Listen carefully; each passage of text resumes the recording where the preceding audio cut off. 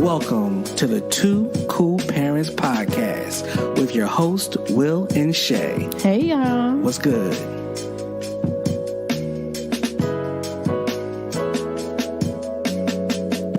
Our podcast is for the cool but corny in all of us. CBC. Like, subscribe, rate, share.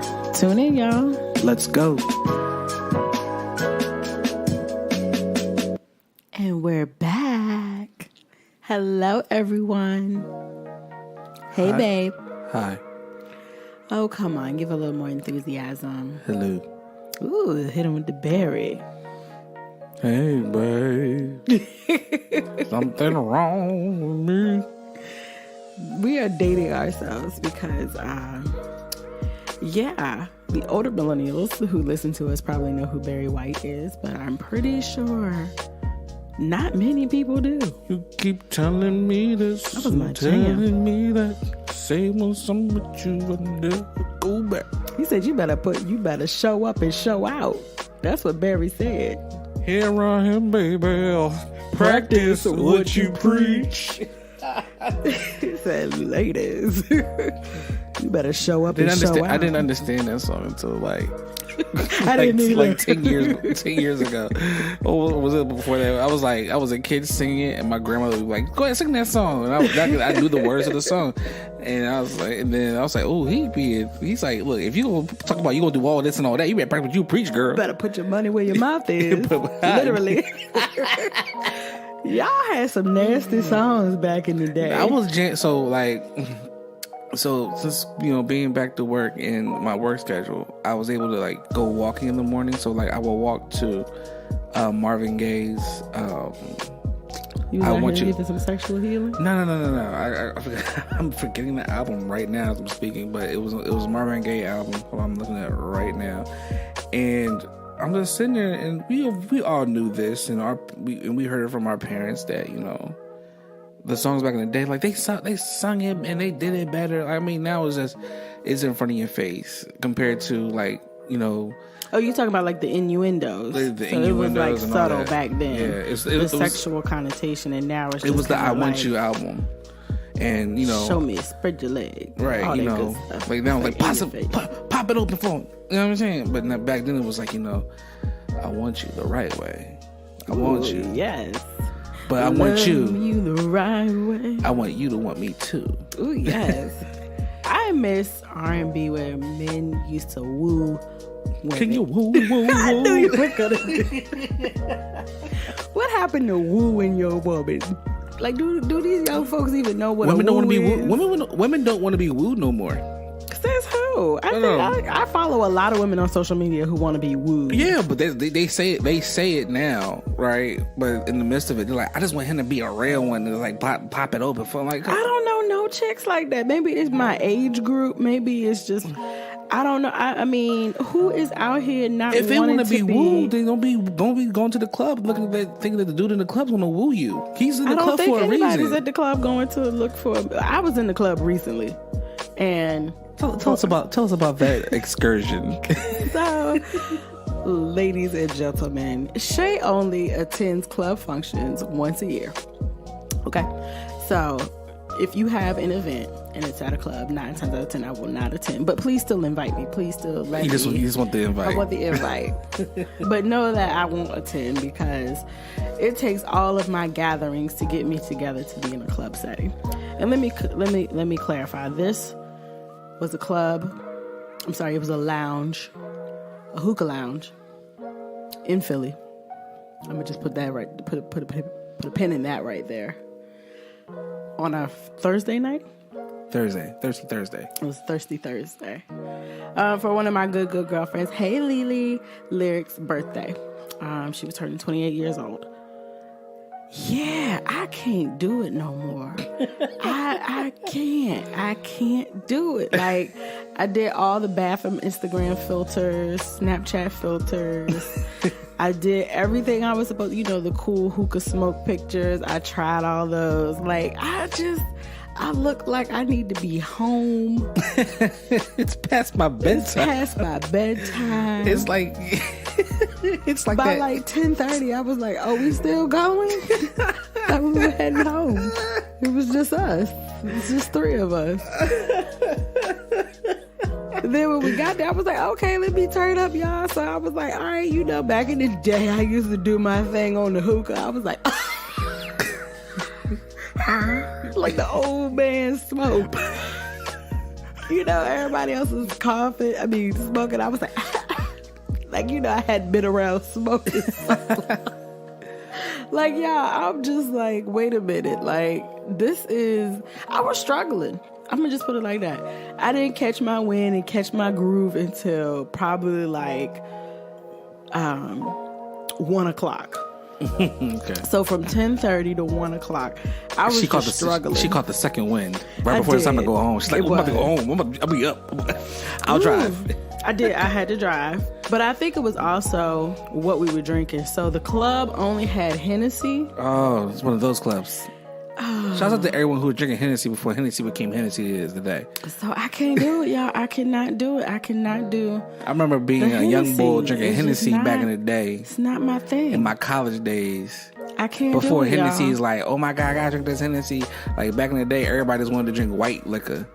Like, I was clear ready liquor. to fall asleep. Like, we had Hennessy and cake. Like, that was the meal. Oh, okay.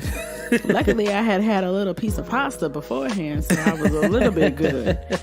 But Hennessy and cake, like, that's what we eat out here. Henny and cake. Henny. That sounds like a club song. Henny and cake. Henny and cake. Henny and cake. I mean, you could put Coke on there, and I wouldn't have known the difference because I was just like, the cake is delicious because I'm hungry right now. Oh man, so you had an experience, and while Shay was out, my god sister, whose birthday she went out for, Lyric, her husband and I babysat the kids, and we put them both to sleep, gave them a kiss on their foreheads, and bow, it was done. And I'm sitting there with Major, and y'all heard Major, and y'all know Lyric, you know they're friends of the pod, they're always on there when they get a chance. But me and Major, we just sitting there, and I text Shay. I said, "Hey, what time you coming in? It's Getting late. It's getting late." She's like, "Oh, we will be out here until 1:30. It was 12 o'clock when I sent that message. I said, "Major, I'm going to bed, bro." Like, yo, He was like, "I'm going to bed, I tossed him a couple of pillows. I said, "Yo, you go on the couch?" He's like, "Man, I'm good." I said, "You sure?" Christian got an extra bed upstairs in his room. He's like, "Man, I'm good right here." We passed out. I nearly passed out. And that was a eventful Thursday. I mean, we've been going for a little bit, but I mean, it's back. We're kind of back to work, and I mean, Shay actually started her first What? week. You can't let me tell the story? Oh, okay, go ahead. No, I mean, you already put it out there, so go ahead. Tell them about my life. Well, Shay's back to work too. Amen. Hallelujah. We're back. We're slowly getting back. I mean, I'm not where I want to be, but I'm back. I'm Yeah. employed. How about that? We're both employed. But I need them checks to come in now. Yeah, right. Like them big checks. So if you still hiring, Will and Shay are still actively looking. Correct. We still are. And it's but this has been a very humbling journey. The last 150, well, for you was 140 days ish. 100. I know today is day 90 of my 90-day rule. Okay. Well, since you've been Starting L. Alexandria. Well, since today you- is day 90. since you were let go, it was like 100 and some odd days. Oh, yes. Yeah. Oh, yeah. Yeah. So it's been 4 months Yeah. since I've been let go. And it's been a journey, guys. Like, it really has. We have kind of gotten to the point where I don't know, Will. We just kind of like, it's just real life now. Yeah. And we don't know how we're going to make it every month. Somehow we do. Somehow we do. By the grace of God, we do. Yeah.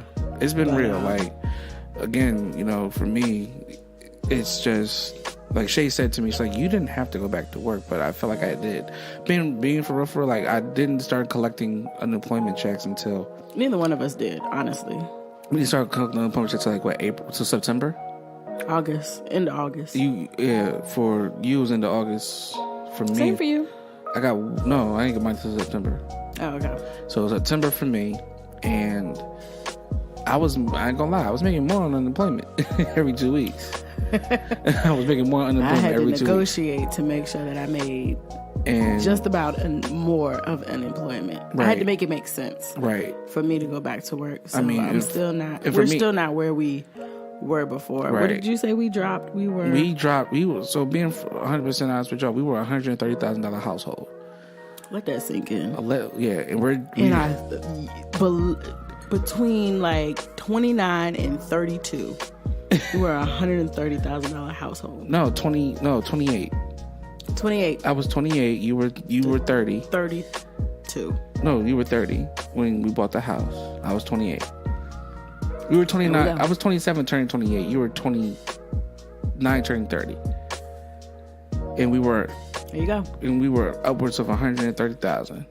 There you go, folks. And We dropped $70,000. in the household. I mean, it's and we're not sitting here like, oh, we're flexing. Like, no, trust me, it was no flex. It was bills and, We was comfortable. we were comfortable. We were comfortable. But I've learned in life that there's no growth in comfort. There's no comfort in growth. Amen to that. And this has definitely been a growth period for, I think, the both of us. Yeah, definitely It's been has. a realization of who we are, what we are, most importantly, where we are. Right. It's again, it built us stronger as a couple, as friends, as business partners, as everything all around. Like we've said this on many episodes before. Of course, it's been a little spotty since, June 6th, 2018 for me and June 16th for Shay. But, in our message to those who are listening, we've been growing together, not just two cool parents, but two cool individuals, in this. I like that. Two cool individuals. Two cool individuals becoming a much stronger team, much needed team for our family, for each other. I don't know. You've been kind of mean this week. This week, well, what does it mean? It was like I was ornery. There's a big difference. on your man cycle. You know, Can we talk about that on the podcast? look, Men have cycles too, okay? Yeah. Y'all go through periods of your month just like we women do, where you get upset, frustrated, angry. What else you have? Sleepy. I took a nice long nap today. Yeah. So men have periods too. Will usually goes through his the week before mine. There you go. I mean, I'm not going to deny it. But I'm also like, back to work. It's an emotional period, guys. Work, like, I'm out of training, so, it's, granted, but back to the part we were saying, like, when it comes to the household piece, together now we're around 50-ish. Total. 50-ish. So that's Total. Right. That's a huge staggering drop, She out here with her cheesy ad libs. Total. Yeah, sheesh. But it did feel good to check that box. It was like, if you would be claiming under 53,000, I was like, check. Child credit, check. How many you gonna put on your tax thing? I'm gonna get all the coins I want back all my from coins the back. government because we ain't got it. Look. But now I went back to work because of the kids, like, benefits.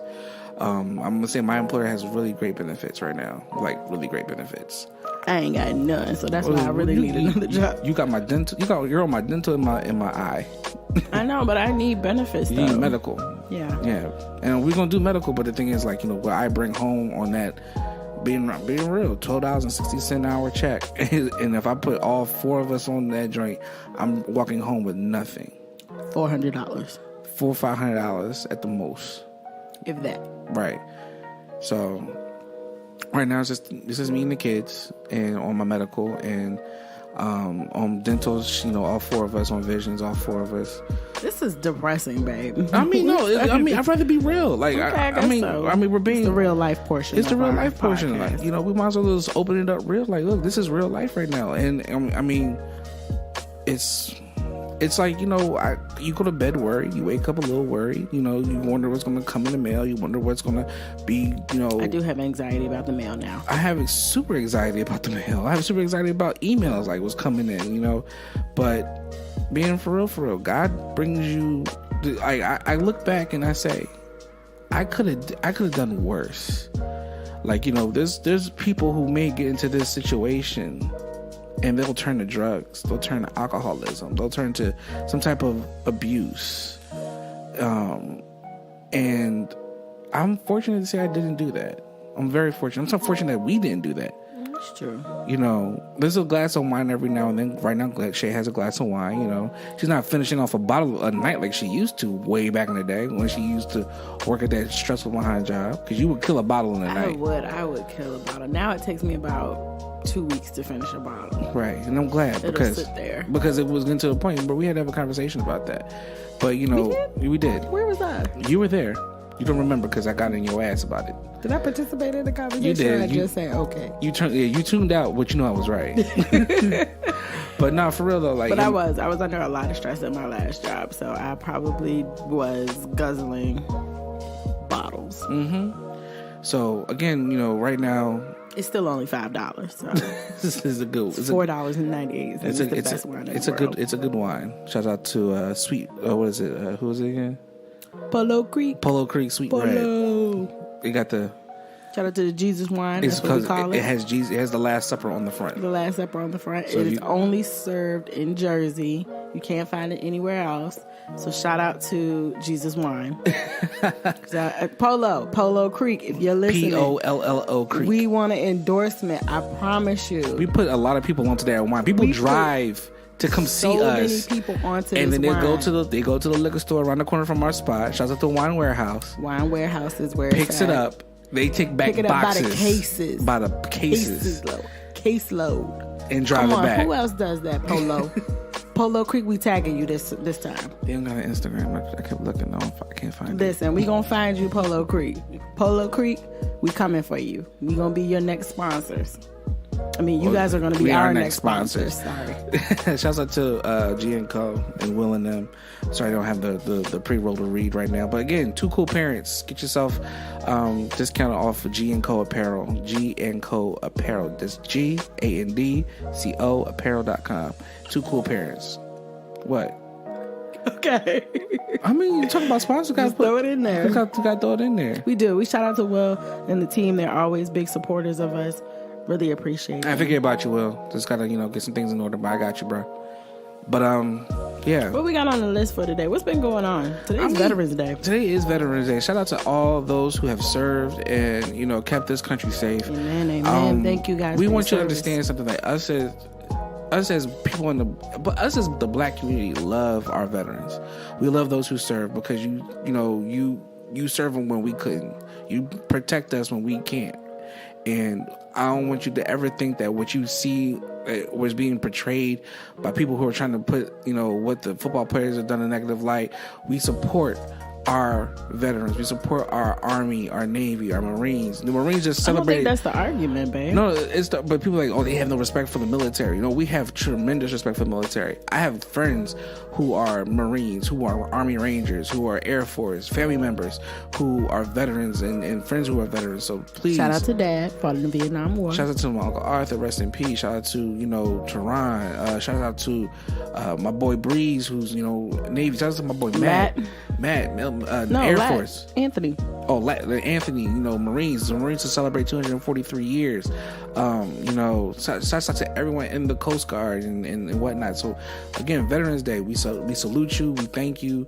We appreciate you. You know what I mean? It's for real. Like, I get teared up every time when I see y'all out there, when we give you recognition with sporting events or just seeing you out in the street. I always say thank you for your service. I appreciate it. Absolutely. And they don't really get enough love. So people who don't know, Veterans Day is for all military personnel who have served or previously served in the military. And those are people who give their time, dedication, their trust, everything to serving this country, to protecting our free will. And that's something that should be honored, not just on Veterans Day, but throughout the year. Oh, it's not just on Veterans Day. I make sure I give a shout out at least twice a year before, whether it be something I post or something I just, say to one of our good friends. Like I watched a documentary on Netflix months ago or weeks ago, and it was about the Marines. And I immediately, text our friend Anthony, who's a Marine, and I said, "Yo, bro, I got more respect for you guys than I've ever had before after watching this documentary." He was like, "Bless." Bless up. He's like, "Bless." I appreciate it. Every Veterans Day, I text my dad, and I'm like, I can't imagine, what you went through when you were fighting in Vietnam, but I thank you for your service. I thank you for the benefits. And he always says, don't thank me, thank the Army for getting us to where we were. Because it did. The GI Bill paid for my dad's education and paid for their first house. So. I think there's something going on right now because I'm hearing that vets aren't getting their benefits right now. A lot of vets do have a lot of issues coming back. A lot of vets do have a lot of, not everybody hears about post-traumatic stress, but it's just, coming back into civilization. What does that look like for veterans? And it's tough right now. It's tough for regular people, so it's even tougher for them who don't have, they haven't been employed, at a company or things like that. They've been serving. So their resume looks different. So I just saw that the Eagles were out there. They had a 10 at their game today. They're playing the Dallas Cowboys. They had a 10 out for veterans to help with resume writing. I thought, I was like, wow, that's amazing that something as small as that would help veterans, get placement in the jobs. And now there is, I forget the act that it was, but now, when you do apply for a job, most jobs do ask or require you to list your veteran status. No, that's true. It's I forget where I was. Scrolls on Instagram. Sorry, I just saw this video of Crash Bandicoot. It just threw me off. But no, I love Crash Bandicoot. But no, we appreciate our veterans and we salute to you all and thank you again. What else? Just a lot of craziness. So we're almost a week post election day. I didn't want to record on election week because I just wanted to just ride it out and just see, what kinds of things were happening. But I do want to give a special shout out. There is a movement in this country to suppress voters, especially black voters voting, black voters' rights. I experienced it myself. Actually, I was the only person in my entire building is white that I work with. I was the only one who was asked for their ID. I don't think that's coincidence. Everybody was like, no, I wasn't carded. No, I just gave them my address. Of course you did. Of course I was the only one who was. Thank you. Mm-hmm. I feel like now when you go to the polls, you need to bring your driver's license and passport.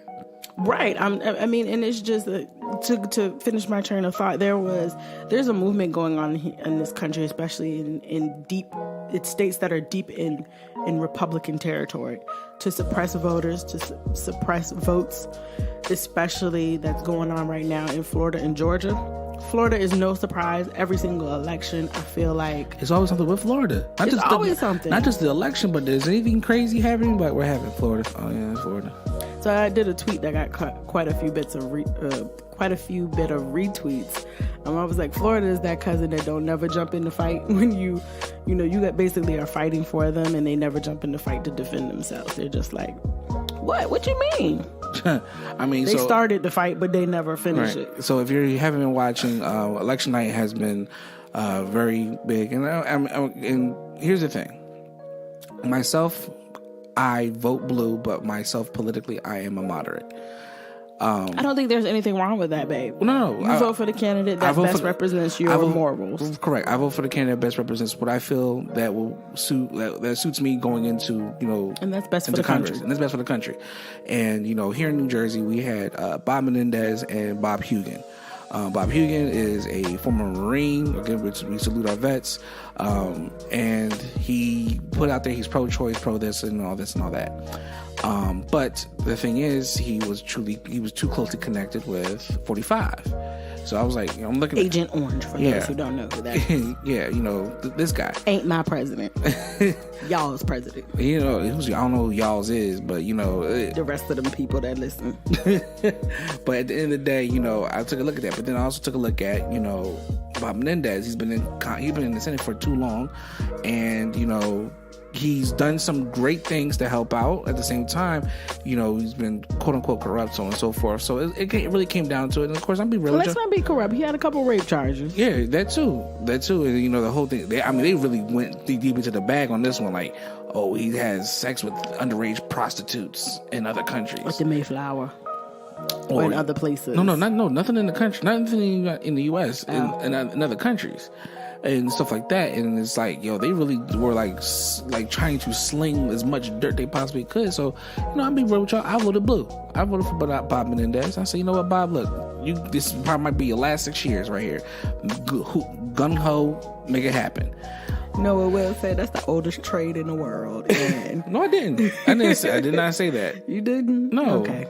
See, she trying to get me all locked up out here. I'm just saying. Nah, I'm just. Sex has been around for a while. Of course, yes, it has. It's one of the oldest trades. Thank you for just throwing this conversation a whole different way. My bad. Oh gosh, we have to re-edit that out. It's the wine. Oh God. But anyway, but also here in New Jersey, we've had key seats in the House flip. And Andy Kim right now for District 3, which is Burlington, parts of Ocean County, went against, I forget the guy's name, McGarth or whatever. But basically, Kim looks like he's going to win, but it's, right now it's to account. And I think there's almost like 3,000 votes that still are looking to be counted. But in the other 2 states, of course, if you haven't been catching up, at first, Andrew Gillum, who is the mayor of Tallahassee, who is in the gubernatorial race for governor, he conceded, but then he took back his concession because the votes were being recounted. Did. He was like, I'm going to take that. But the thing is, he did right by conceding to like, I'm not going to fight it. But now he's like, you know what? Because they're recounting, I'll take it back. Well, no, it automatically went to a recall. Oh, yeah, it went to a recall because it's like certain states have a certain amount of percentage that you have to clear by to fully win, and his opponent doesn't have that. And if you know who his opponent is, he's the one that's about, we're not going to monkey this up and stuff like that, and found out that this guy has been on some very racial subjects, and and speaks to a certain crowd of people and wants to have their support and all that stuff. And then the same thing in Georgia. We have Stacey Abrams, who's running. And actually, the funny thing, not a funny thing out of Georgia, but a story out of Georgia was that a 92-year-old woman who has been voting since 1968 was turned down to vote because of the voter purge or whatever. That the secretary of the guy who she ran against, Kemp, stated that she was actually dead, but she wasn't. She was alive, and she couldn't vote. And that's what I meant by there was so much voter suppression. Like I said, there was this movement in a lot of states to. I don't want to say eradicate, but to justify that these people and these are people of color, I should say that. I should preface the statement by saying these are people of color, and they're basically being told they're not eligible to vote because they haven't voted in, 6 or 7 elections, or they have to re-register to vote. Things like that are just crazy, whereas white counterparts just walk in. There's nothing that would hold them back or hold them from voting. And so you have all of this going on, especially in this country that it is just charged politically right now with Agent Orange, Agent Cheetah, whatever you want to call him. 45 as Will calls him. Just spewing things that are just unfactual, untrue, just every single day. I mean, he came at Andrew Gillum, was like, he called him a liar and a thief. And I'm like, how is he a liar and a thief when clearly the rules of Florida state that he is entitled to a runoff election? Correct. And I loved his response. I have it up. Hold up. Clean up that dead airspace. I know. He said, what's embarrassing to democracy is not counting every vote. And you, of course, count every vote. So that was his response to President Trump. The fact that Trump would even, number 45 would even say that, just goes to show his character. For those who don't know, Democrats are now in control of the House. Republicans still remain in control of the Senate, but the Democrats do have the House. As Will shows me some Chick-fil-A. But yes.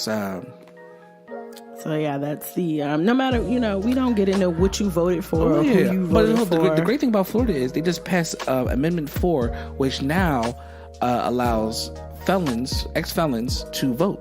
As 1.4 million. Yeah, I love that. As 1.4 million people. 1.4 brown folks? 1.4 black and brown folks who will not be able to vote. And so that's amazing. And shout out to Colorado for electing its first openly gay governor. Massachusetts was it Massachusetts? I think Massachusetts for their first black female representative. There's 2, and there are 2 Muslim women and 2 Native American women who are now in the House too. There is also 110 women won in. Is it 110? That's what I was looking There's for. 110 women that won House seats. So I mean, it's amazing.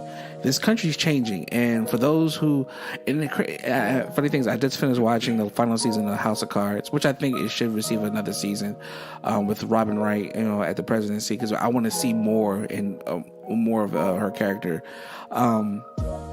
And she talks about the American oligarchs, and it's true. Like, there's American oligarchs out there who are afraid of change, who are afraid of what's going to happen, what's coming down the pipe. Guess what? It's changing, and you can't stop change. You can hold it up, but guess what? There's change coming.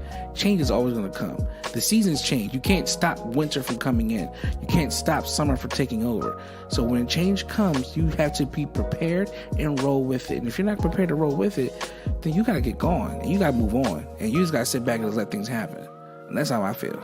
I kind of agree. You have to, we in this country are tired of the status quo. What we saw in the presidential race, I think, was the result of a lot of people who just weren't happy with the political candidates. They chose the lesser of the two evils. Yeah. What they thought was the lesser of the two evils. A lot of people just didn't like Hillary for whatever reason. Please, Hillary, do not run again in 2020. She's not. Please. She said she would never run again. Thank God. Because there was talks about her doing it, and I was like, don't do it. Reconsider. Read some literature on the subject. You sure did? She wrote a book about it. So I think that's about it. If Bernie runs again, she's going to be a great grandma. If Bernie runs again, I think Bernie would definitely give 45 run for his money. Did Bernie win? He won? No, they haven't done they haven't. Remember, prior, I think it's going to be next year, you're going to see political candidates come up. So you may see, so let's say, for instance, O'Rourke out of Texas. Technically, he can run for president if he wanted to, but the thing is, the other Senate seat in Texas is up for re-election in 2020. Andrew Gillum could actually run. Yes, everyone, just so you know, in 2020, the other half of the Senate will be up for re-election. The entire Senate is up for re-election in 2020. That you vote in 2020 as well. Right. The entire Senate is up for re-election in 2020. Not the new ones. Not the ones who just were voted on this time. It's it's a half of the Senate every 4 years. So just about the entire joint, just about. So you're gonna. So there's 51 senators. And what's his name is up for re-election in 2020. We gotta get him the hell out of there. I'm sorry. It's 51 this year. What's his name? So next year it's 49. What's that boy's name? Mitch McConnell. He's up for re-election next year. He's been in there since 1984. He's been in the Senate for 30 some odd years. He got to go. All right. Now there's actually some movement for political candidates on the Democratic side who will be running, and one of them I kind of like right now. He's the former mayor. He's the mayor of Lexington, Kentucky. Oh yeah. And he's also a CEO of a technology. Well, he's on a board now, but he was a CEO of a technology company in Lexington. He polls very nice, but I think that he will give Mitch McConnell a run for his money. So I forget his name, but I was at work on Wednesday the day after the election, and I was reading up on him. But only thing I remember was his stats, and they said he polls really nice so far, especially as the mayor of Lexington, Kentucky. So basically, guys, this is the way you need to really start informing yourself about the political decisions that are happening in your local state races. This is the time. We've got new people that are coming in Congress Jim Gray. in January. That's his name. Hold them accountable for the things that the platforms that they ran on this past election for those newly elected members of Congress. But those older folks that have still been in there that aren't doing anything, that are sitting back collecting a check, it's time to vote them out. Right. No, and the thing is, like, I know we're heavy on the politics side. We're about to switch gears in a moment, but this is for real. This affects our country. This affects not just we're not making the change just for ourselves right now. We're making the change for our children and our children's children. So whatever you're voting for, and you need to really look into, is voting for not just for yourself, but your children's children. If you don't have kids, then your future children. Like, for real, this is where it really counts. And for those who say they're too woke to vote, shut up. Okay. Yes. If you want, have several seats. If you're too woke to vote, then you're not woke enough. All right, because you're still sleeping. You're still sleeping because the thing is, your ancestors, people who came before you, 2 generations before you, fought for that vote. Don't get me riled up because I had a Twitter back and forth with somebody who was just completely. No, I'm not gonna get you riled up. We're gonna end it right here. But please believe, someone voted for you. Someone voted for you to have some type of freedom today. And if you're saying that I'm too woke to vote, or what's the vote doesn't really change nothing, then why are you here? Why are you reaping the benefits? Because I know for damn sure, if you're too woke to vote, I better not see you out here talking about, I got my free da-da-da-da-da. Like, no. Put that back because you ain't vote. Like, for real. If I know that you are quote unquote too woke to vote, I want to hear you out here claiming some benefit that I voted for, and don't get no unemployment. Don't send your kids to public schools. Don't do nothing. Don't do nothing. Don't send them to public schools. Don't do nothing. I want to see you ending up all that cash if it's in a private school, or try to homeschool them, and then wonder what's going on, and why your child is acting up the same different way, or wonder why you're not having the same benefits that other people have, and you like, I'm in the same bucket. No, because you ain't vote. Talking about, you want to reap the benefits of people who put their lives on the line for voting. People before us. Absolutely. Those 2 generations before us. Like, I don't want to hear nothing about these young kids talking about, why do I vote? You know, the biggest turnout in the votes this year were 18-year-olds. Shout out to these are kids, college students who were first-time voters, or high school graduates who were first-time voters who really came to the polls to this time, who were like, I do not agree with the status quo. I'm going to change something, they did. Correct. They voted the youngest person to Congress, Alexandria Ortiz. She's out of New York. She's out of the Bronx. She's out of New York. And sad story, she doesn't have enough money, correct, to stay in D.C. until she gets sworn in. So her congressional check kicks in. So that congressional check kicks in. We've all been there. As a millennial, we feel that.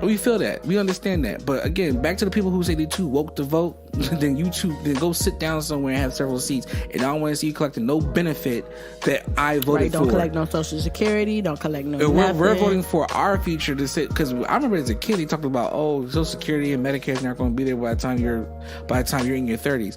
We're still battling it today, to this day. So please, either you're going to shut up and go vote, or you just going to shut up and go sit down. If you go sit down, I would have respect for you to go sit down, because then I don't want to see you talk about, I got this, I got that. No. You ain't vote. So one of the questions I brought up was, do celebrity endorsements help or hurt voters? It's a plus minus.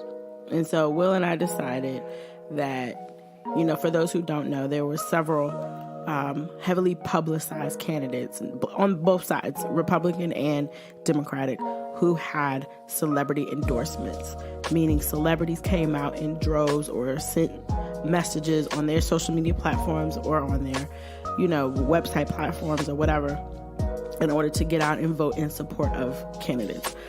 Beyonce did get dragged because of her late support for Beto. At the 9th hour, she had posted a hat that was like, vote Beto. And everybody was like, sis, sit down. Like, if you go be a part of the political process, then you need to get in here early. But Stacey Abrams definitely had a lot of push from Oprah. She had a big push from, Diddy came out. There was so many. T.I. was helping out. There's so many celebrities that come out. Taylor Swift. Taylor Swift talked about the person in Kentucky. And so, my question was, I can't remember. I'm not a T Swift fan.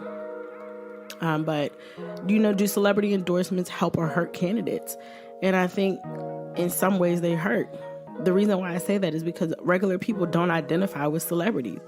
Your celebrity endorsement does nothing for me if that celebrity is not directly impacted by that endorsement. So if you have a celebrity who's endorsing someone who doesn't live in that state, then you're not helping me benefit my campaign. Yes, they can give money, which gives more access to ads, which gives more access to being seen, which gives access to being more visible, a bigger platform. And we all know, unfortunately, candidates with big platforms usually are the winner. However, I feel like celebrity endorsements are harmful. Side note, Taylor Swift is from the Delaware Valley. She's from around here. Well, there you go. So, yeah. But to me, it's like... Well, celebrities helped Obama back in 2008. I mean, I get it. That's a presidential election. I'm speaking for local races. Senate seats, House seats, mayorships, governorships, things like that. I don't know how a celebrity endorsement is really going to help that person except for to give them more exposure. Well, I mean, if you think about it, celebrities, people follow celebrities more than they follow politics. And, depending on the celebrity. Celebrities are also in other states. Correct. Unless they have like a main house in that state. Like how can I vote for Stacey Abrams? Tip is from Atlanta. He's Georgia. I get it, but it's like, what am I going to do about it? I mean, I don't know if Diddy has a property in Atlanta, but he probably does. But I think he's in Miami or whatever. Or he didn't endorse Andrew, which is weird. Well, he just told people to go out and vote. Look, at the end of the day, celebrities help. They're like a blessing and a curse. Okay. So yeah, but yeah, that's our political rant for the day. Oh, okay. I think we went in on the politics side a little bit. And Shay finishes her glass of wine. What else we got? I have a couple questions from the audience. Questions from the audience. Mm-hmm. Too cool question. Too cool parent question of the day. Mm-hmm. So we had a 2-part question from Too Cool Parents audience. So thank you again to our listeners, our subscribers. We love you. Please like, rate, share. Just have fun with our podcast. We will definitely try to make this a weekly event. Our commitment is to do it weekly. The website is up. We're still working on a lot of different other endorsements and things like that to get merchandise onto the website. But again, just please like, rate, and subscribe. We want to be in the top 100 podcasts on iTunes. So if you know somebody who's like, what are some new podcasts I need to check out? Make sure you mention the Too Cool Parents podcast. We're not just for parents. We're for the cool but corny in all of us. CPC. So questions. So I'm gonna do with the latter question. The second half of the question was, what does commitment look like in 2018? Wow. Well, welcome to the conversation. Right. That's a loaded question. But I feel like commitment is one of those things. And I just wanted to let you guys know that the National Day of Commitment is June 19th, 2019. Commitment is one of those things that is every day, especially when you're married. I'm only going to speak from the marriage point of view. But it's a daily commitment to be with your significant other, your spouse, your partner, your BFF. And it's something that you have to consciously do. It is not relationships are not something that you just check a box on Instagram or what is that that hashtag that everybody use, relationship goals. Relationship goals, yeah. Yes. Hashtag relationship goals. Hashtag mood, hashtag relationship hashtag goals. Mood. It's not just about that. It's about the life outside of that. What does that look like on a daily basis? People go through so many different things, like Will losing his job, me losing my job, not having money, having miscarriages, not being able to have children, elderly parents who are sick, things like that. So there's so much that happens in people's lives that I think commitment is one of those things you have to make a priority. Definitely. What does a relationship look like in 2018? I mean, 2018 is, we're about to go in 2019. We are about to head into 2019. So you're going to say, so let's say like this. What does relationship goals look like in the new decade of the 21st century? And as we about to embark on the second decade very soon, it's tough right now because social media plays a huge part in what we see. whether you're on social media or whether you're not on social media, you're still a part of social media in a way. Because someone who's on social media is going to show someone who's not on social media what they said on social media about something. I was speaking from the male perspective. It just puts a lot of things in.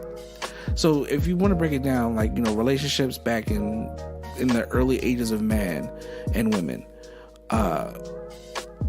you pretty much married inside your village or married to the closest town that was closest to you, in the sense of bridging the families together, bridging towns together, creating new, type of land or wealth, whatever that may be, or, to stop a war from happening. And as time went on, so people married out of necessity versus love. Correct. And now we're in this part of when we're back to, are we married? I think people today, their relationship is just an experience, not necessarily a necessity or love. But I think people crave relationships. They crave it. They want it. I think right now it's just an experience. I think, and I think that right now, again, social media adds to that experience. Again, from the male perspective, men see women on Instagram. Like, there's so many women out there now. Like, you'd be surprised, like, if you're from, again, i.e. Philadelphia, and before social media, you thought all the cutest girls lived up in, like, certain parts of the city. Until you went outside the city and found out there's outside of the city and found out, there's a cute girl here or cute girl there. And then you went to another major city, like, yo, the girls in New York, oh man, I love them. They real. They're blunt, but they're real, or X, Y, and Z. And I think that again, relationships have really taken a change, because now people just want to experience things all over. It's like no one wants to feel no more. They just want to let go. It's just. That's my understanding of what relationships are now. So you're saying, correct me if I'm wrong, Will, that men want to just experience different things with people. Not just women, not just men, but women too. There are women out there who are like, you know what, I just want to experience. And so the reason why I'm guessing that you're saying there's a lack of commitment is because there's more opportunity for those experiences. Oh yeah, people don't care no more. It's like, when you feel like you got shot down too much in your city, you turn into a hermit and you feel like that's all it is. But now they're like, look, I'm going to Atlanta, I'm gonna go to Charlotte, I'm gonna go to Houston, I'm gonna go to people Chicago. They move and recreate themselves. Right, that's what people don't have. That's the reason why, people aren't having kids a lot, because they feel like if I gotta drop and move, I'm just gonna drop and move. I can go. People moving to LA, I feel like, and I had a conversation about this at my job, and I said, you're really not an adult till you turn 40. I do. I feel like you're not an adult. I would say 30. Something about 30. 30, your mind changes. When you turn 30, your mind changes. I felt that change come when I turned 30. But it's really when you turn 40, it's like, oh, I'm an adult. There are no more going back. There's no more going back. There's no more, for some people who are in their 40s, I can't speak to it, but they may not have felt that change. But by the time from what I'm experiencing and looking at the examples in my life, when you turn 40, you're an adult. For real. I feel like you're an adult. And we're back. Technical difficulties. Sorry about that, guys. my foot had hit the power button. Are we coming in loud and clear, Will? Yeah, we're coming in loud. Okay. Yeah. I lost my train of thought. Adult. Oh, okay. So I feel as though a lot of people, you reach your adulthood at different levels. For women, I think it's 30. I feel like once a woman becomes 30, a lot of things hit you at once. You're like, oh my goodness, I got to get pregnant. I got a small window of time. I have to be doing this. I have to be set in my career. I have to be, I have to have a job. I have to have, a stable place to live. I have to be, safe and stable. I think that's what women go through at 30. The reason why maybe men do it at 40 is because that's when it hits you like, oh, ain't no more 20s. Oh, ain't no more 30s. Oh, I'm only 10 years from 50. Oh, okay, it's real now. I mean, it depends on the guy. Certain guys, when we hit I mean, we have some friends who are in their late 30s who act like they're in their 20s. We shall say no names on the Two Cool Parents podcast. Damn. But, that's facts. But no, for real, like, I mean, there's no, I can't, I had no rebuttal. I really don't. It's like, oh, wait, no. I mean, so you know what? I'm gonna say this. I'm gonna put this out there. But there is the reason to me why there's lack of commitment is honestly, women, we allow it to be that way. Yes, and I'm gonna put this out there, ladies. We out here allowing men to do whatever they want. They get a free pass. We don't hold men accountable anymore for the actions. We don't demand that they woo us like I was talking about in the beginning. We out here chasing, trapping. Some of us out here trying to be men. Some of us out here trying to do, trying to boss up. What happened to being ladies? What happened to being women? What happened to being just true, I'm trying to choose my words very carefully. I'm about to say, because it sounds like you're like, what happened to just sitting at home and... It's not even that. Okay. I don't even want to say we were sitting at home and just raising kids and making food. It's not about that. What I'm trying to say is there was an art to being a woman. There was an art to being a lady. It was something that we embraced, that we loved, and that men were attracted to us. We could be very similar and all very different at the same time. And a man would choose you and stay with you. Excuse me. And I'm not saying that it was just, something that you had to physically do to keep a man or anything like that, because trust me, there are all types of men out there. And if he wants you, he wants you. If he doesn't, he won't. And that's just the end of that. There's no need to write a book. There's no need to watch a movie. He's just not that into you, boo. And we can move on. But I do think that as women, we have somehow lost a part of the art of, or the essence of being a woman. It's when I look on Instagram, I see people who are screaming out for attention, screaming out for love, screaming out for some sort of commitment, and they're not getting it. I've been meaning to talk about that, because it's just that from what I see, my opening Pandora's box today. You partly are, and I think that we might have to round table this with a couple of other ladies. Well, you can, or you need and gents. Yeah, I think that. I mean, from what I see is, a lot of women like, oh, this is what I really want. This is what I'm like. Okay, cool. So what are you doing to get that? Exactly. So what are you? But you busting it wide open on the screen. Every single day. Here's the thirst thing. Trapping on the weekends. Not just that. If you taking this phone, these smartphones, that Instagram, that gets you the likes. And I hate to talk about it again. I feel like I talked about this many times before, but that gets you the likes. And then you find the dude, he slides into the DM and says, cool, what's up? How you doing? You know what I'm saying? And then y'all go out and on a date and stuff like that. Do they date though? No, you can. It's still not date on a consistent. They go out, have coffee, have drinks, whatever, so forth, blah, blah, blah. And it's because he took a peek into your life. That's why what you posting. He took like, oh, she likes this. Okay, cool. I can like that too. That's what I mean. It's like social media has given us such a small, narrow view of what life is like. That's not really what love or commitment or hashtag relationship goals is. No, it's not. And people are just, they're seeing that and they're like, okay, cool. Like, what dudes too. I mean, like, if a shorty slides into your DM, for one, if you like my pictures, you already know what that means, fellas. Ladies, if you don't know, that means if you like woman crush every day is Shay. If you liking my pictures, I know. Just, hello, but then you slide into the DM. What you about to do? Nothing. Not me. I'm talking about fellas who I know. They know. They know for the fact. Well, if she's liking the pictures, she liking something. She's on the DM. She wants something. But that's the same for guys.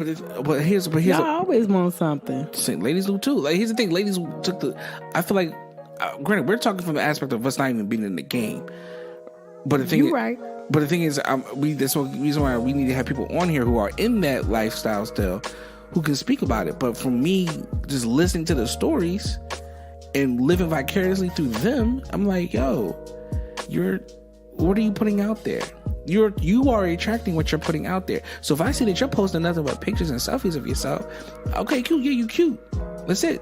What else is behind that? What else is behind that? If you're dating off of social media alone, if you're dating off of Tinder alone, but that's what a date is for. That's what for getting know people you don't. phase is. But people don't talk. But that's people what don't it's talk. for. It's like, all right, we met, we've had mutual attraction. Now let's see if this can carry on. And I think that's where people get lost. They realize they don't take the time to maturely date. They just date for convenience. They date to see if they're gonna get something that night. B, if he gonna show that he can. Baby, a woman already knows she gonna give it to you in the first 2 seconds of you entering her life. Not just that, but then if she's not gonna give it to you right then, she wanna know, can he trick to see if he can get it the night later? It's on. not even that, because most women don't even give it up on the first night. They don't. That's not even there. So the next thing is we're trying to figure out if you are worthy. If you are a worthy candidate. The problem is, I think with commitment, is nobody's in it for the long haul. Oh no, there's no such thing as a long haul no more. Yeah, like marriage is a long haul. Not just that, but that's the thing. People can now. I'm like, oh,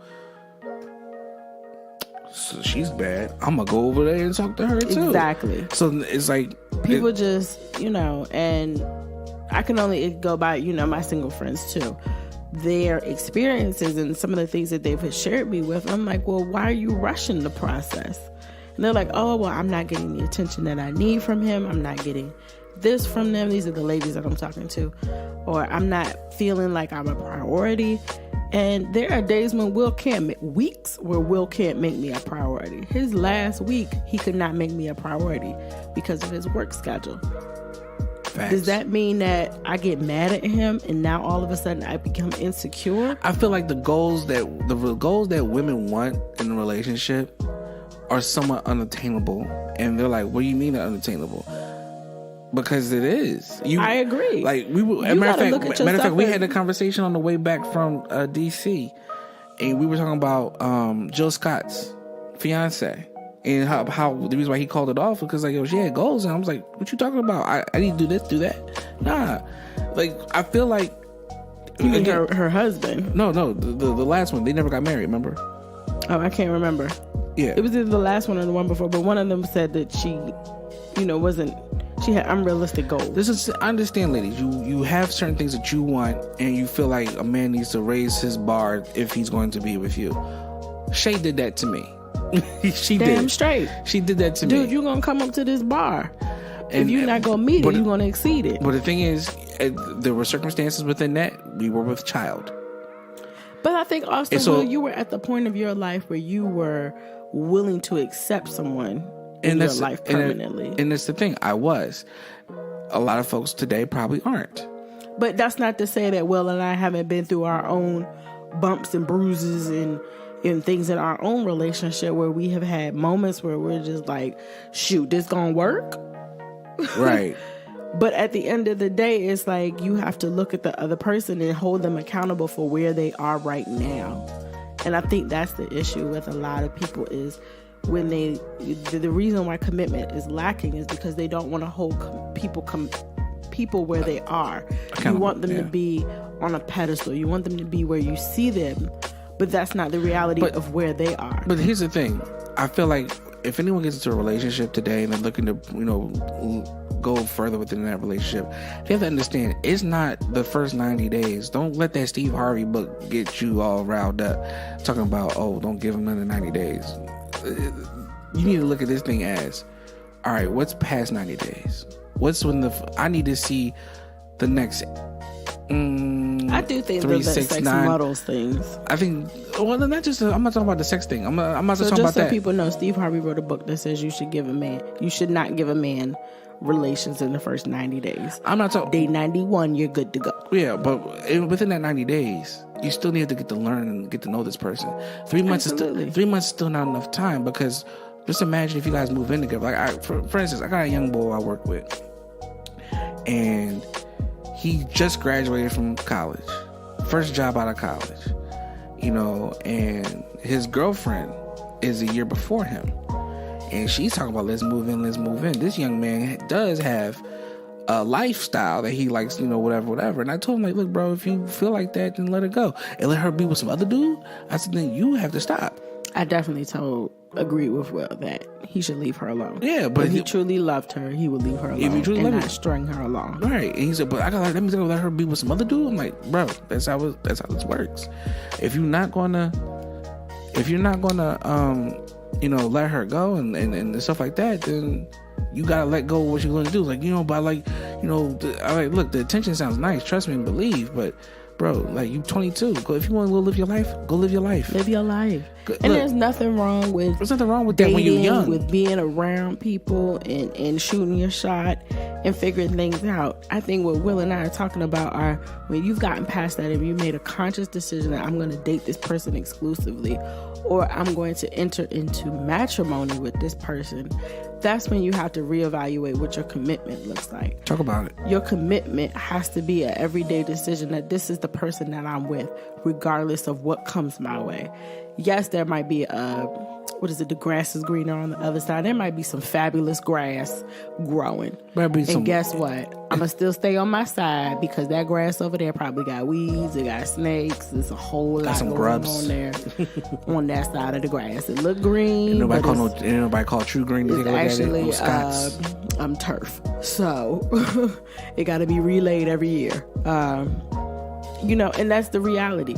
So I think going forward for 2019, I think commitment, if you are a young couple, if you are, still single, still trying to figure things out, or if you're still in your marriage, you have to make a conscious decision every day that the partner that you're going to be with is the person that you're going to commit to wholeheartedly, and not, be swayed by temptation or swayed by social media, swayed by, what you see walking down the parkway. Correct. So again, relationships in the second newer decade are going to require you to work hard. I told a young lady this. I had a conversation with on Instagram. She had made it part of her stories.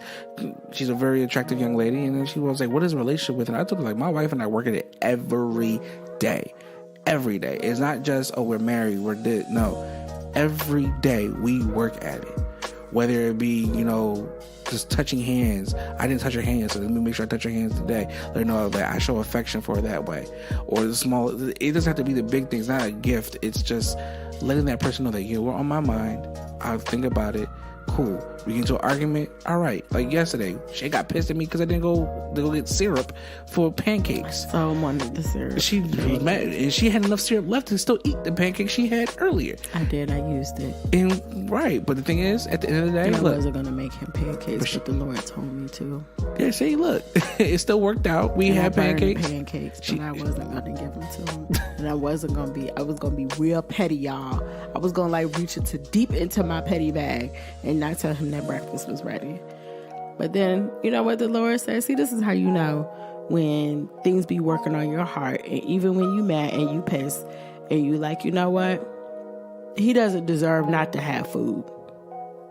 He didn't hurt me that bad. He was just being lazy. And I knew from the get-go, I married Will. Whoa. I married Will. I didn't insinuate anything. I chose my words carefully. What does that mean, you married me? I married William. What does that mean? And all that comes with William. What does that mean? The pettiness, the laziness. I'm not lazy. I had this worked crazy. I did too. Yes. I wanted to sit down. I wanted to sit down. Good point. And you didn't even open up the other syrup anyway. I didn't. You didn't. So you had enough syrup anyway. But I went to the store and got other things. Well, there you go. I was there. There you see, look, and God worked it out, didn't he? Amen. And breakfast was good. It was. Thank you very much. You're welcome. And I told you breakfast was ready. Talking about. I could have left you down here with no food. See? Welcome to the Two Cool Parents podcast, y'all. Where I only got one ear and my microphone working. One ear and my headphones working. Blame your kids. Anyway, what's up? What's next?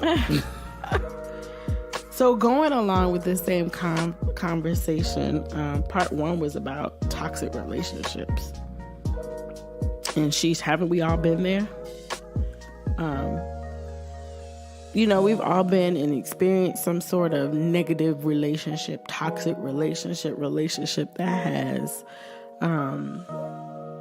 been taxing, a relationship that is not good for you, but you still stick in it because you're just like, you know what, ladies, let me just put a pin in this real quick. We need to stop thinking that we can save a man. I know that man came out with a song, you know, you can't save her, she don't want to be saved. I want to be saved. Ladies, we can't save them neither, okay? Like, you gotta let him go. You gotta let him go. If he out here and he just doing whatever, the same thing Will told his young coworker, let her go. Sis, let him go. It's no point jumping into situations, sending pettiness after pettiness into, you know, situations where you may be bringing life into this world and you are being completely surrounding yourself, your unborn child, into negativity. Like, you gotta let that hurt and that pain and that anger and that frustration go. Sometimes we bring toxic relationships onto ourselves, ladies, because we don't deal with the emotions and feelings that we have. We just end up projecting it on other people. Maybe I'm preaching to somebody tonight. Maybe I'm just, you know, if this isn't you, you know, you haven't been through it. But I think we've all been through at least one relationship. If you are 30 plus years old, you've been through at least one relationship. I say 25 and up. Okay, 25 and up.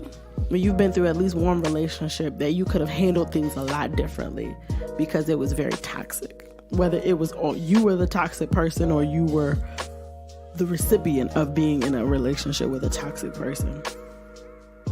And I think this is so pivotal for today because a lot of the times, what was that? That was you. No, it wasn't. That wasn't me. Oh, my phone. Sorry. Oh, okay. Somebody was. That was weird. That was very weird. Sorry, that was my cousin texting me. That was weird. It made like a weird noise. I was like, did you just burp? Is your stomach No, not at all. I was in the middle of talking, so definitely not. It's been a weird night. But anyway, I think that we have all been, like I said, within some sort of toxic relationship. And to me, the best way that you can get out is being honest with yourself. You know, you have to be honest with yourself and say you want more, you deserve more. And even if you are being the toxic person, you need to say, I deserve to figure out what is going wrong with me and get right. You know, whether that is the fact that you are still carrying baggage and hurt from a previous relationship, you are still carrying baggage and hurt from whatever situationship you previously been in or are in adjacent to the one that you're in.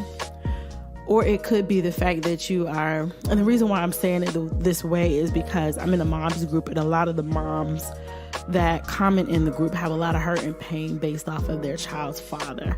And so the things that they do are very petty. You know, as you see, I'm silent on this because it's like, only thing I can add to this piece is just saying. But you've seen it, Will. You've seen the pettiness. You've seen I want to support my sisters. I want to be there for my sisters, but you can't stoop lower because you're trying to get a point across. There's always a better way to get a point across. And yeah, I mean, I feel as though that, and is this just really for the women's perspective or men's perspective as I'm well? only speaking from I can't speak for I feel a as man. though that when it comes from us fellas, you know, you just gotta let her go, man. Let that person go. Let it go. I mean, as men, we're gonna say it doesn't affect us. Like, oh man, I ain't affected by her. She good, but it does affect us later down in relationships. Like, I remember. But yes, all relationships are compounded when you're dealing with somebody. Oh yeah. Because you bring your previous, you know, your previous relationships or your previous experiences to your current one. Correct. And I'm gonna put this out there. I was such a dick in college because of one girl that cheated on me from high school. Talk about it, baby. And for real, like, and then that set up the relationships I had in college. You know, Has it affected us?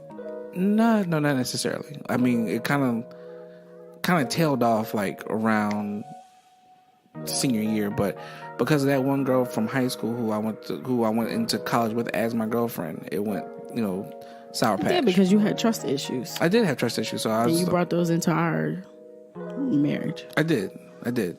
It did come with me. But again, just a refresher. It affected us. It affected all my relationships up till now. But again, it's the past you have to let go, and it's hard to let go of the past sometimes, because the past is what people always say. Oh, I let go of the past. I always think about the past, but when it comes to relationships and their love life, I can't stop thinking about it. I'm like, yo, you just told me to let go of the past. What you talking about? So you gotta let go of that past. But you can't let yourself get stoop down to get petty. Like, I know some dudes who get petty with their ex-girlfriends, super petty. I'm like, dude, let it go. Like, relax. It's not that deep. And women do too. Women get real petty. Y'all get like level 33rd degree of the high order of pettiness to the Western Star. Listen, of the lights. You want somebody to do it right? Get a woman. Get a black woman at that, or a Hispanic woman. We are the queens of pettiness. Yes. Oh yeah. So I do not proudly hold that crown, but I do know some women. But I mean, the pettiness. But think about it. It's just like hate and anger. You have to put more energy into that than anything else. Speak on it. So why would you put that energy out there? Like, look, all right, it's over. Cool. Float on. Keep moving. If you're going to put all that energy into that, why aren't you the energy that you could be putting into something totally different? And maybe meeting someone new, or, all this and all that. But people, again, it goes back to what we talk about, the relationships in the world now. People are taking things, because I'm not going to say you can't take it personal, because it becomes personal. You let that person into your home, into your bed, into your life. And when that person leaves, you're like, now you feel like a void. Some people feel like that person was everything to them, or that person pushed them into a way of living life, and now they want that life back. Or, well, yeah, I mean, it's that old saying, good girls want bad dudes. No, I'm not talking about that. No, but I'm saying it's kind of similar to that, because they want that. They may have experienced that at one point, and they go back looking for that. It's actually a toxic relationship, but they go back looking for that because that's what they want. It's excitement. It's adrenaline. Not just the bad guy side of it, but it's the lifestyle. I mean, some people. It's it depends. That thug. Not even a thug dude. You don't gotta be a thug to give a lifestyle. You could, toast it up in certain nights, go on this trip, go on that trip, have a good time, good laughs. Oh, influencers, yes. The new buzzword of 2018. The new buzzword of the last 2 years. I'm an influencer. Like, you ain't got no damn job. Right? No, people with jobs feel like they're influencers, but it all depends on how you influence people in the right way. And sometimes, say that again, baby. All depends if you can influence them in the right way. With a W. The right. Sorry, I had to throw that in there. No, but for real, like, it doesn't matter what your background is, but if that person is chasing, if you feel like if that person feels like they will let go, but they want that lifestyle back, or they want something back with you within that lifestyle, they're going to become petty. And you can't let that happen. Whether it be a female to a male or a male to a female, it doesn't matter. But this is my thing, and you can't always get closure when you're ready. Sometimes you have to understand that closure doesn't come just because you want it. Closure takes time. I'll be real for real on that. Closure takes real time. I mean, think about how long it took you to forgive, old boy. Who? Chauncey. Oh, I still didn't forgive him. Well, see, still, there we go. It's been like 14 years. Guess what?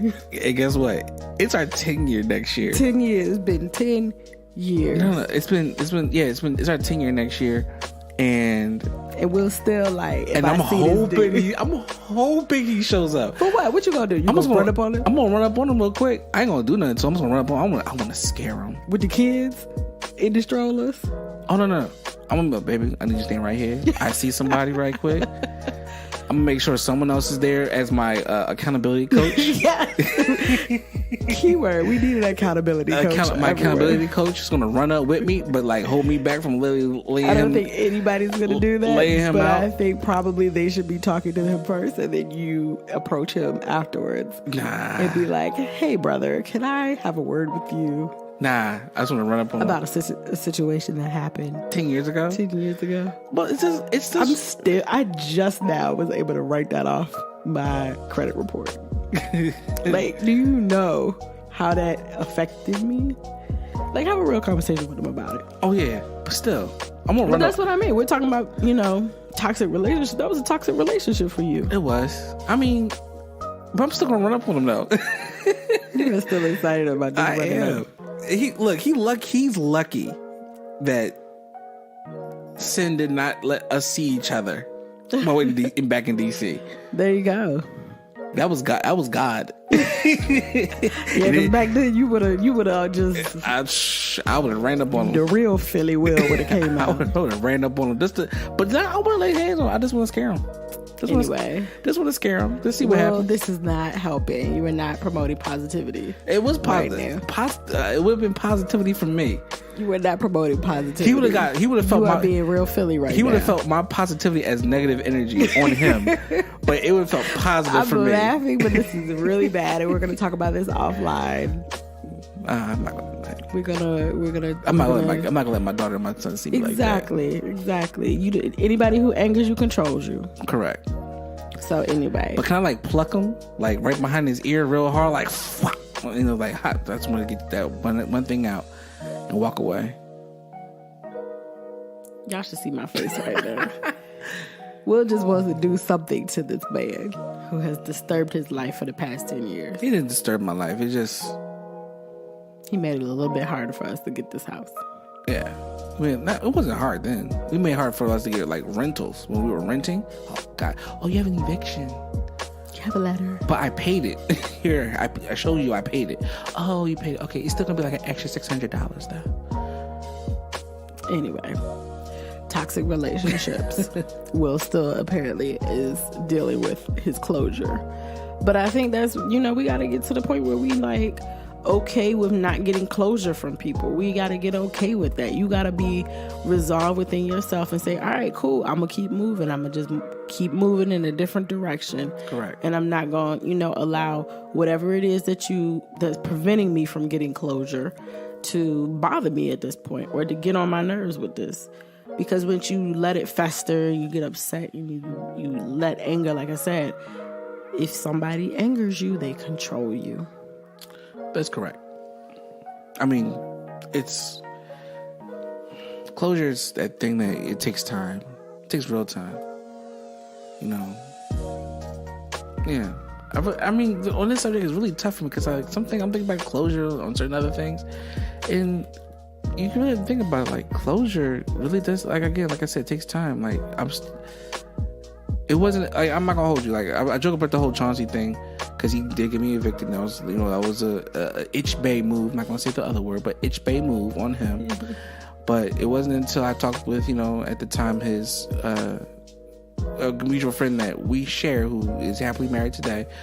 And she was like, boom, boom, boom. And I said, it brought some closure. But the thing about me running up on him is because I just want to scare the mess out of him. But when it comes to relationship sides of it, when you're dealing with someone who you're romantically involved with, it's got to, move on. It may hurt because this person did this for you, or, they did you did this with them. Doing certain things brings back memories. I hate to say it like this, and it'll go back to many moons ago when I brought this up, but you got to treat your relationship until you're married like a business. And it's an acquisition between two companies until you get married. And you have to go through all the books. You have been promoting this. I mean, for real. Think of it as yourself, LLC, merging with this person, incorporated, and you guys are going through each other's finances, books, meeting minutes, so on and so forth for years. And you're sitting at the table coming up with the idea of what's going to happen. And then you guys get together and you have an acquisition. Boom.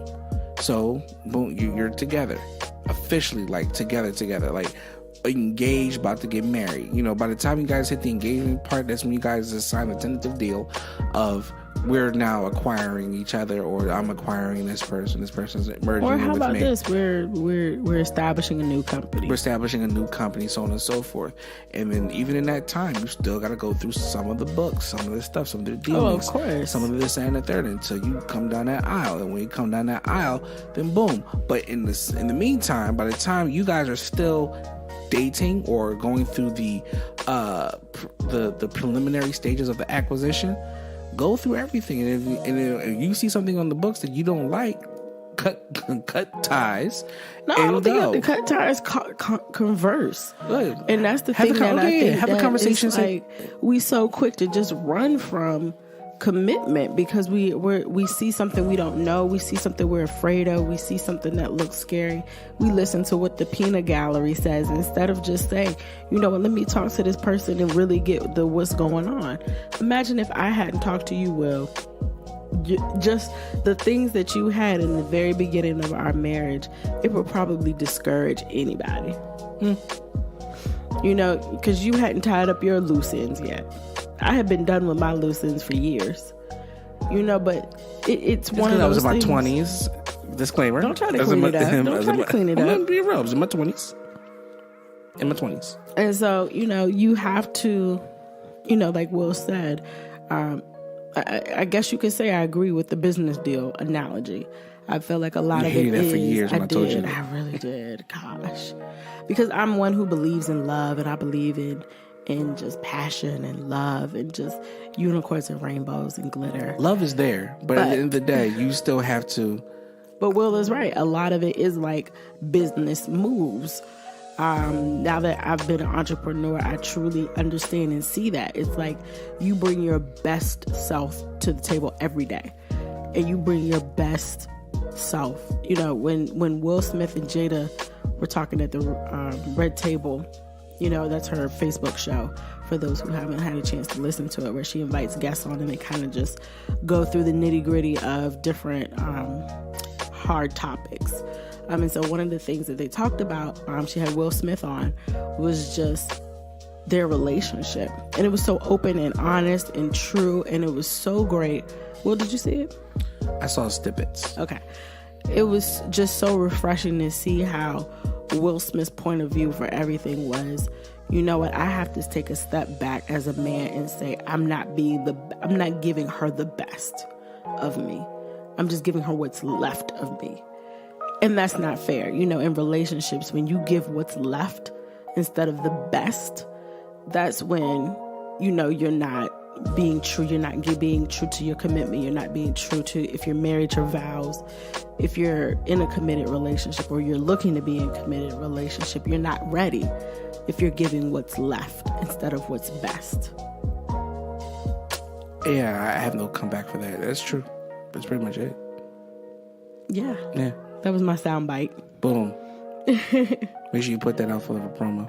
I will. I think I will. I'll put yours in mine. So a mixture of, you know, Will and mine. We're still working on our commitment every single day. We're still working on our marriage every single day. We're still working on things that, you know, have plagued our relationship since the very beginning. Not that it's something that we would consider being divorced about, but it's just something we know we need to work on. And so we're working on it. Yeah, that's why I tell everyone, you gotta work at your relationships. You know, what does a relationship look like in 2018? It's work. That's what it is. It's work. It's not work. It's something you enjoy doing. No. It's enjoyable work, but it's still work. You thinking that when you go to work, you come home, it's supposed to be easy. No. You gotta work when you get home too. That's the real work. Because right. That's the real work. That's for real. Like, you gotta work at it. It's not gonna be like you come home, you expecting her to be ready for you when you get home.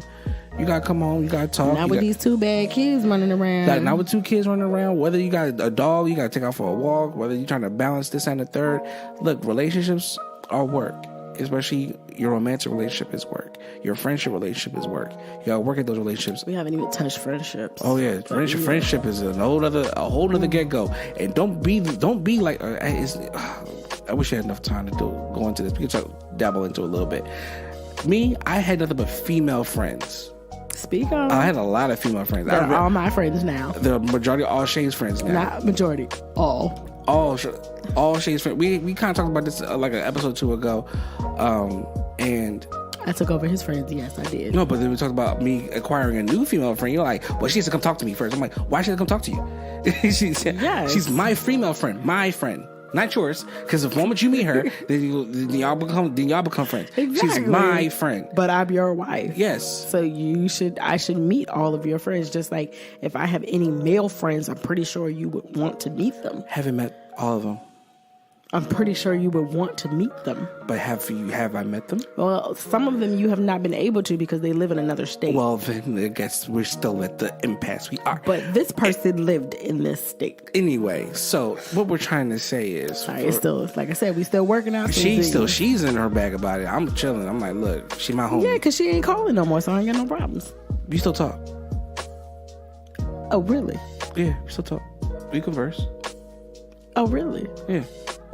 I'm still waiting for my introduction. Well, anyway, so back to the whole friendship piece. You still got to, talk to your friends and work on your friendship relationships. Those will still work too.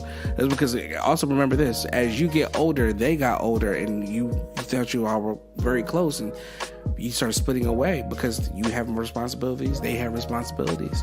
So a lot of my female friends got different responsibilities, in which to where I don't step in any longer like I used to. Shay does. That's where Shay is now. She's my.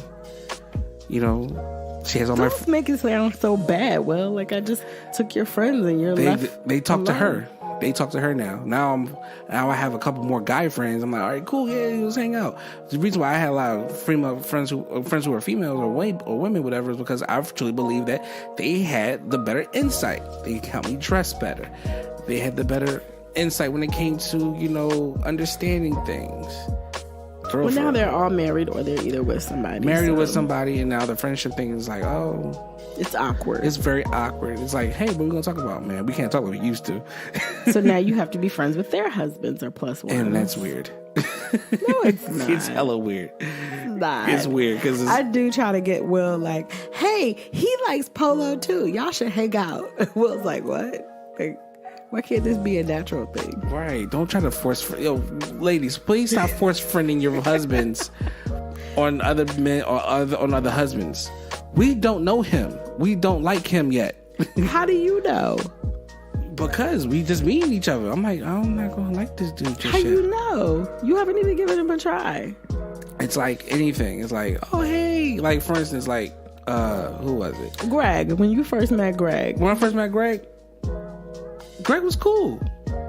But you was like, I'm not going to sit down and like chummy it up with him until he come over. Until you knew Jade, and then she brought Greg, and I was like, oh, what's up, Greg? He's like, cool. And then he got to talking. I was like, okay, cool. All right, cool. And then we got to talking, blah, blah, blah. And then we played a game. We had fun. Yeah. He won. Yeah. He had to beat me. But it's the same thing, It was just weird. It's just weird. When guys make new friends outside of work that are forced upon us by our wives, it's the weirdest thing. Why are you saying forced upon you? I don't force anything upon you. You don't. I'm just like, hey, well, he likes X, Y, and Z. You do too. Well, I forget which comedian said it, but he like football. You like football. I like football too. You like football. Let's go be friends. It's just weird. Friendship is weird now, especially when you get older, because it's like you want to be friends, but then like some of your friends might still be single. You're like, damn, I can't hang out with y'all no more. Yes, you can. You can still hang out with your friends. You can't hang out with your single friends like when you're married. Like when she get married, like the first couple, like when we first got married, and I was in DC with my single friends. That's because you was hanging with your single friends, and cool. You thought you was single, right? But then like when you get like married, and you kind of like 2 kids deep, you're like, I can't hang out with y'all no more. Well, yeah, because they still want single stuff, and you just like, dog, I ain't. I'm not built for this. like we found out in the beginning of this episode, when you went out, you're not built for that. Literally, I'm not built for it. Like my body ain't built for it. My soul ain't built for it. Like these chicks is here for it, and I'm not there. I felt like a fish out of water, but that just let me know, that I still got a lot, to work on with me. And like it's just one of those things where it's like, yeah, I'm gonna get there, but not at the club.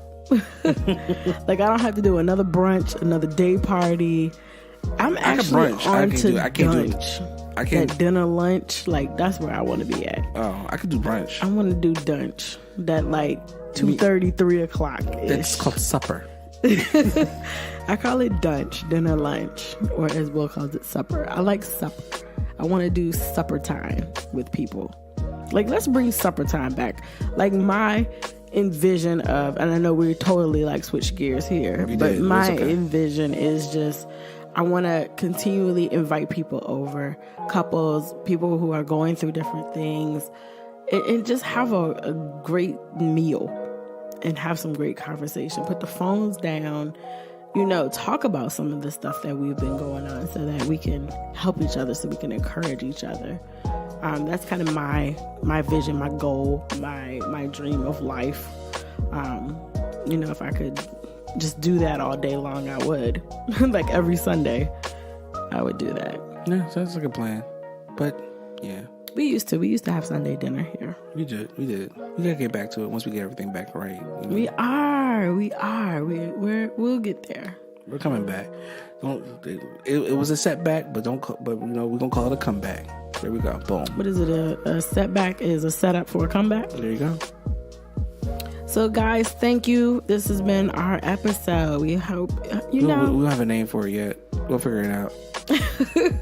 We hope that, you get something out of it. We really want to bring, different topics. So if you would love to drop us a line in the Two Cool Parents audience poll or question, we'd love to hear from you. Our email address is twocoolparents@gmail.com. That's 2 coolparents@gmail.com. Also find us on the web at www.twocoolparents.com. Find us on Instagram at Two Cool Parents Podcast. Find us on Twitter at Two Cool Parents and Facebook at Two Cool Parents. Did I leave anything out, babe? No, that's it. And shout out to John Bailey for the follow. For the Shine Hard family, we're gonna get back. We're gonna try to be at one of those conferences. And shout out to Andrew and BYOB Society or BYOB Live. We're gonna try to get down to Atlanta hopefully this year coming up. 2019, we're claiming it is our year. 2019 is 2019 is the bounce back. It's the bounce back. So we coming back for everything they said we couldn't have. So again, love, peace, soul. Hair grease, how you want to end it. It doesn't matter. But yes, these Two Cool Parents. Love y'all. Peace.